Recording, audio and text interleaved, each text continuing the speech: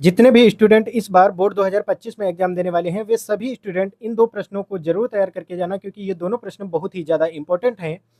और जितने भी कमज़ोर स्टूडेंट हैं वे सभी स्टूडेंट इस वीडियो को देख सकते हैं, क्योंकि इस वीडियो में आपको बहुत ही आसान तरीके से और बिल्कुल स्लोली समझाया जाएगा। इससे आपको क्या होगा, जितनी भी बातें हैं आराम से आपके दिमाग में फिट हो जाएंगी और आपको यूक्लिड विभाजन एल्गोरिज्म का प्रयोग करते हुए मासा निकालना आ जाएगा। तो चलिए वीडियो को स्टार्ट करते हैं। अगर आप इस चैनल पर नए हैं तो चैनल को सब्सक्राइब कर लेना और वीडियो पसंद आए तो लाइक कर देना। तो चलिए देखते हैं। यहाँ पर हमारे पास दो संख्याएँ हैं, एक है 867 और दूसरी है 255। यहाँ पर जो 255 है ये छोटी संख्या है और ये जो हमारी 867 है ये बड़ी संख्या है। तो यहाँ पर किस प्रकार से हम लिखेंगे, यहाँ पर 255 लिख देंगे और उसके बाद यहाँ पर 867 लिख देंगे।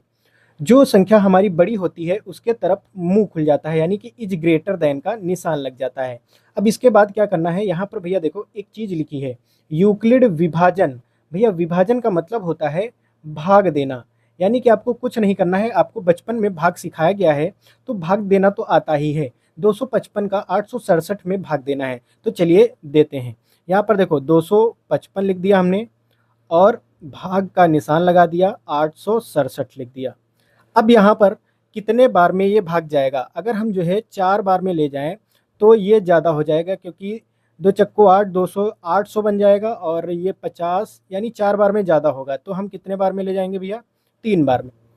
अब यहाँ वाला नंबर कैसे हम लोग फाइंड करेंगे, आपको कुछ नहीं करना है, इसका मल्टीप्लाई इनमें करना है और आपको बीच वाली डिजिट मिल जाएंगी। तो 3 पछे 15, 1 कैरी हो गया, 3 पछे 15, 15 में 1 जोड़ 2 16, उसके बाद 1 कैरी हो गया, 3 दूना 6, 6 1 7 हो गया, यानी कि कितना आ गया 765 आ गया। आपको कुछ नहीं करना है, अब घटाना है। 7 में 5 घटाया 2 बचेगा, 6 में 6 गया 0 बचेगा, 8 में 7 गया 1 बचेगा। उसके बाद भैया ये भाग करने का तरीका थोड़ा अलग है, क्योंकि यहाँ पर हम लोग यूक्लिड विभाजन एल्गोरिज्म का प्रयोग कर रहे हैं, वो बचपन वाला भाग नहीं है। आपको अब क्या करना है, इसको बाहर कर लेना है, ये जो आपका बाहर था ये वाला, इसको अंदर ले आना है। यहाँ पर हम लिख लेंगे 255। अब भैया भाग देंगे, 102 दूना 204, अगर 3 बार में करेंगे तो लगभग 300 के ऊपर जाएगा, यानी कि 2 बार में हम इसको ले जाएंगे। तो इसका और इसका मल्टीप्लाई करेंगे तो बीच वाली हमको डिजिट जितनी भी हैं सारी मिल जाएंगी। तो 2 दूना 4, 2 का 0 में करेंगे तो 0, 2 इक्के 2, यहाँ पर हमको सभी नंबर मिल गए हैं। अब भैया 5 में 4 घटा दो, 5 में 4 घटाया तो 1 बचेगा, 5 में 0 घटाया तो 5 बचेगा और 2 में 2 घटाएंगे तो कुछ नहीं, कट जाएगा। अब भैया ये वाला जो हमारा शेषफल बचा है इसको बाहर कर लेंगे और ये जो हमारा ये वाला था इसको अंदर ले आएंगे, 102 अंदर ले आए हम। इसके बाद भैया क्या करेंगे, अब देखो 51 दूना कितना होता है, 102 होता है। तो यहाँ पर 102 में 102 घटेगा तो यहाँ पर हमारा कितना आ जाएगा, शेषफल 0। और ये सवाल तब तक करते हैं जब तक शेषफल 0 नहीं मिल जाता है। अब ये सवाल आपका खत्म हो गया। आपको अब क्या करना है, अब यूक्लिड विभाजन एल्गोरिज्म का प्रयोग करना है। और ये यूक्लिड विभाजन एल्गोरिज्म का प्रयोग कैसे करेंगे तो चलिए देखते हैं। यहाँ पर हम लिखते हैं यूक्लिड विभाजन एल्गोरिज्म।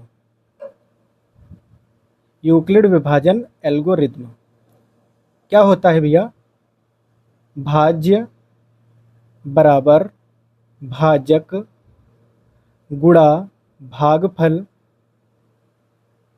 प्लस शेषफल। ये आपका फार्मूला होता है किसका, यूक्लिड विभाजन एल्गोरिज्म का। क्या होता है, भाज्य बराबर भाजक गुणा भागफल प्लस शेषफल।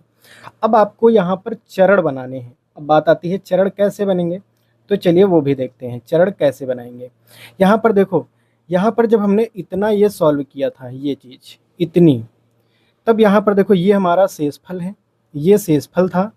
जब हमने इतना सॉल्व किया था सिर्फ इतना, तो ये हमारा शेषफल था, यानी हमारा शेषफल कितना था 102। भागफल कितना आया था भैया 3 आया था।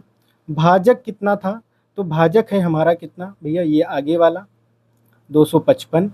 और भाज्य कितना है, भाज्य सबसे बड़ी संख्या होती है यानी कि 867। ये हमारा चरण 1 बन गया।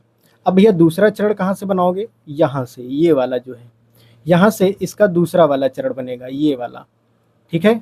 ये वाला दूसरा चरण बनेगा। तो चलिए दूसरा चरण बनाते हैं, चरण 2। अब यहाँ पर जब हमने इसको सॉल्व किया था तो ये आया था शेषफल, ठीक है। तो शेषफल हमारा कितना है भैया 51। उसके बाद भागफल कितना आया था इसमें, ये जब इतना सॉल्व किया था तो ये आया था 2।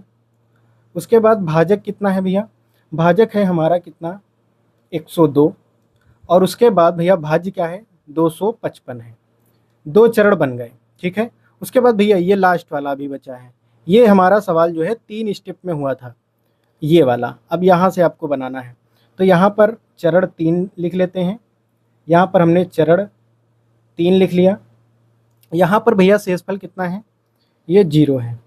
उसके बाद भैया यहाँ पर भागफल कितना है, भागफल लिखना है, भागफल कितना है 2 है, तो 2 लिख दिया। उसके बाद भाजक कितना है भैया 51 है, तो 51 लिख दिया। उसके बाद भैया यहाँ पर भाज्य, भाज्य कितना है 102 लिख दिया।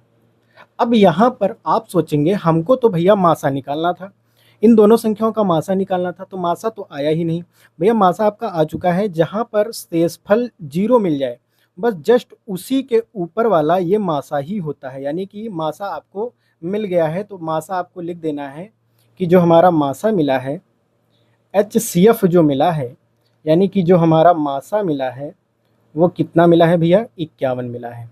हमें आशा है कि आपको ये क्वेश्चन अच्छे से समझ में आया होगा। अब हम देखते हैं अपना क्वेश्चन नंबर 2।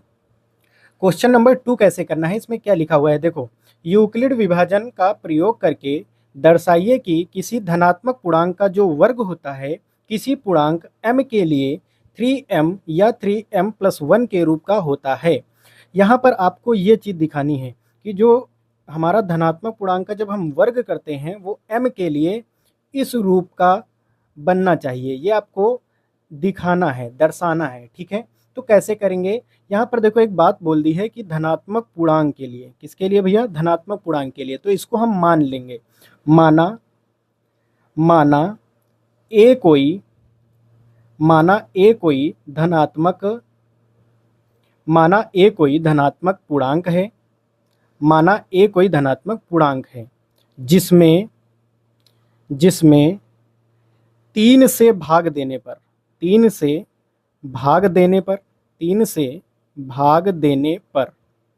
अब भैया आप सोचेंगे ये 3 से भाग कहाँ पर दिया है, यहाँ पर देखो ये हमारा 3 है ना, अगर यहाँ पर 6 होता तो लिखते 6 से भाग देने पर, अगर यहाँ पर 9 लिखा होता तब लिखते 9 से भाग देने पर, ठीक है। 3 से भाग देने पर भागफल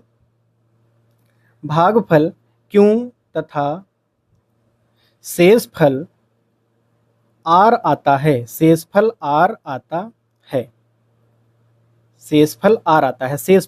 आता है, मतलब शेषफल को r से हम लोग डिनोट करते हैं रिमाइंडर, और यहाँ पर भागफल क्वाइटेंट, ठीक है। यानी कि माना ए कोई धनात्मक पूर्णांक है जिसमें 3 से भाग देने पर भागफल क्यों तथा शेषफल r आता है। अब यहाँ पर आपको क्या करना है, यूक्लिड विभाजन का प्रयोग करना है। तो चलिए प्रयोग करते हैं यूक्लिड विभाजन का। यहाँ पर लिखेंगे यूक्लिड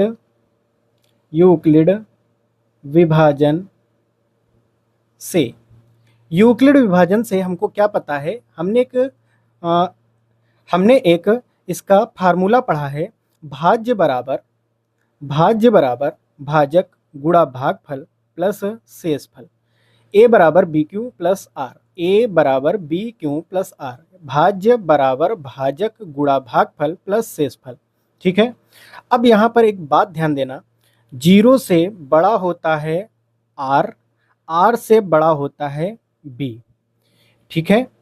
यानी कि 0 से बड़ा होता है तुम्हारा शेषफल और शेषफल से बड़ा होता है तुम्हारा भाजक, ठीक है। ये बात आपको ध्यान देनी है। अब यहाँ पर हम लोग कैसे आगे बनाएंगे इसको, तो a बराबर यहाँ पर देखो क्या है 3m है, तो यहाँ पर हम लिख देंगे 3q, ठीक है। और यहाँ पर हम r नहीं रखेंगे, r क्यों नहीं रखेंगे उसका भी रीजन है, अभी आपको हम बताते हैं। यहाँ पर देखो 0 से बड़ा है r से बड़ा है b, और b हमारा देखो कितना है, b हमारा देखो 3 है ना, यहाँ पर देखो क्यों हटा दिया जाए तो b का मान 3 मिलेगा, यानी b हमारा कितना है 3 है। अब यहाँ पर रिमाइंडर देखो, रिमाइंडर कितना आ सकता है, अगर तुम्हारा ये भाजक है, भाजक अगर 3 है, भाजक आपका कितना है भाजक अगर 3 है तो शेषफल जो मिलेगा वो या तो 0 मिलेगा, या तो 1 मिलेगा, या तो 2 मिलेगा। यानी कि 3 के नीचे वाले ही शेषफल मिलेंगे, माइनस में नहीं जाएंगे। 0 मिलेगा, या तो 1 मिलेगा, या तो 2 मिलेगा। अगर यही भाजक आपका 9 होता तब आपका शेषफल जो मिलता है 0 1 2 3 4 5 6 7 8 तक मिलता। यहाँ पर 3 ही है तो कहाँ तक मिला है भैया, भाजक आपका 3 ही तक है, तो जो शेषफल है वो या तो 0 मिलेगा, या तो 1, या तो 2। अब इन्हीं का प्रयोग करते हुए आगे के स्टेप बनाएंगे। तो a बराबर 3q और प्लस यहाँ पर r के जगह पे 0 रखेंगे, तो बन जाएगा a बराबर 3q। पहला हमारा बन गया a बराबर 3q। ठीक है, अब इसके बाद आगे का बनाते हैं, दूसरा बनाते हैं a बराबर 3q। अब शेषफल 0 रख चुके हैं, अब 1 रखते हैं, तो ये हमारा दूसरा बन गया, एक बन गया, दूसरा बन गया। उसके बाद तीसरा बनाते हैं a बराबर 3q प्लस r की जगह पे हम रखेंगे 2, तो यहाँ पर हमने रख दिया 2। अब यहाँ पर हमारे 3 पूर्णांक बन गए। ठीक है, 3 धनात्मक पूर्णांक बन गए, पहला ये वाला, दूसरा ये वाला, तीसरा ये वाला, 3 बन गए। अब भैया क्या करेंगे, जो हमारा पहला धनात्मक पूर्णांक है इसका वर्ग करेंगे। ठीक है, तो यहाँ पर लिख लेते हैं पहला धनात्मक पूर्णांक, क्योंकि यहाँ पर आपसे बोला गया है, क्या बोला गया है, यहाँ पर बोला गया है धनात्मक पूर्णांक का वर्ग। ठीक है, धनात्मक पूर्णांक का वर्ग किसी पूर्णांक m के लिए 3m के रूप का होता है, तो ये आपको अब आगे क्या करना है, वर्ग करना है। तो चलिए आगे इसका वर्ग करते हैं। तो क्या करेंगे, दोनों तरफ वर्ग करने पर, दोनों तरफ वर्ग करने पर, अब भैया इसका वर्ग करो तो ये हमारा a स्क्वायर बन जाएगा, इसका वर्ग करो भैया 3q का स्क्वायर बन जाएगा। भैया a का स्क्वायर a स्क्वायर ही रहेगा क्योंकि ये चर राशि है। अब यहाँ पर ये जो स्क्वायर है दोनों के लिए है, इसके लिए भी, इसके लिए भी, तो 3 का स्क्वायर कितना हो जाएगा, 9 हो जाएगा। q का स्क्वायर q स्क्वायर रहेगा। अब भैया देखो इसको कैसे लिखेंगे, a स्क्वायर बराबर 3 इंटू 3, 9 को हम लिख सकते हैं ना 3 इंटू 3, और उसके बाद यहाँ पर q स्क्वायर है। अब यहाँ पर हम मान लेंगे, माना ये जो तुम्हारा 3q स्क्वायर है इसको m मान लो। अगर आप इसको m मानोगे तो यहाँ पर देखो, इसको अगर तुमने m मान लिया तो इसके जगह पे m आ जाएगा। और यही तो आपको दिखाना था कि धनात्मक पूर्णांक का जो वर्ग होता है वो 3m के रूप का होता है। पहला तो ये दिखाना था, अब आपको दूसरा दिखाना है, तो दूसरा लिख लेते हैं। दूसरा हमारा ये था a बराबर 3q प्लस 1। ठीक है, यहाँ पर देखो a बराबर 3q प्लस 1। अब इसको बनाते हैं, इसको कैसा बनाएंगे भैया, इसके जैसा बनाएंगे, 3m प्लस 1 के रूप का बनाएंगे। दो बनाने हमको, एक ये बनाना था, एक ये बनाना था, तो अब इसको बनाते हैं। अब इसमें भी सेम काम करेंगे, दोनों तरफ का वर्ग करने पर, दोनों तरफ वर्ग करने पर, दोनों तरफ का वर्ग करते हैं। इसका वर्ग करो भैया तो हमारा ये बन जाएगा। अब इसका वर्ग करो इस तरफ वाला, तो ये बन जाएगा, होल ऑफ स्क्वायर बन जाएगा। इसका वर्ग कर दोगे तो a स्क्वायर बन जाएगा। अब जब इसका स्क्वायर करोगे तो इसमें भैया फार्मूला खुलेगा, a square plus b square और प्लस 2ab, 2a कितना है 3q और b कितना 1। अब भैया आगे क्या करेंगे, a स्क्वायर बराबर, यहाँ पर ये जो वर्ग है दोनों के लिए है, तो 3 का स्क्वायर 9 और q का स्क्वायर q स्क्वायर। यहाँ पर 1 का स्क्वायर कितना हो जाएगा, 1 हो जाएगा। यहाँ पर देखो 3 दूना 6, 6 एकम 6, यानी कि 6q बन जाएगा। अब इन दोनों को एक पास लिख लेंगे, ऐसा क्यों करेंगे उसका भी रीजन है। इन दोनों को एक पास लिख लेते हैं, इन दोनों को एक पास लिख लिया, इसको अलग लिख लिया। अब यहाँ पर आगे क्या करेंगे, a स्क्वायर बराबर, यहाँ पर हम 3 कॉमन करेंगे क्योंकि हमको बनाना है 3m के रूप का, 3m के रूप का बनाना है, तो 3 कॉमन करना पड़ेगा। अब देखो 3 जब कॉमन किया तो इसका जो है इसमें भाग दो 9 में, तो 3 त्रिक का 9, यानी कि कितना बचा, इसमें 3 बचा। इसमें इससे जब 3 निकल गया तो 3 त्रिक का 9, 3 बचा इसमें, और यहाँ पर q स्क्वायर बचा, 3 दूना 6, यानी कि इसमें कितना बचा, 2 बचा, तो 2 और q, उसके बाद प्लस में 1 है। अब इतने को अगर हम m मान लें तो 3m प्लस 1 के रूप का बन जाएगा। तो यहाँ पर लिखते हैं माना क्या मानेंगे भैया, 3q square plus 2q equal m। इसको हमने m मान लिया, तो ये हमारा क्या बन जाएगा, a स्क्वायर बराबर 3m प्लस 1।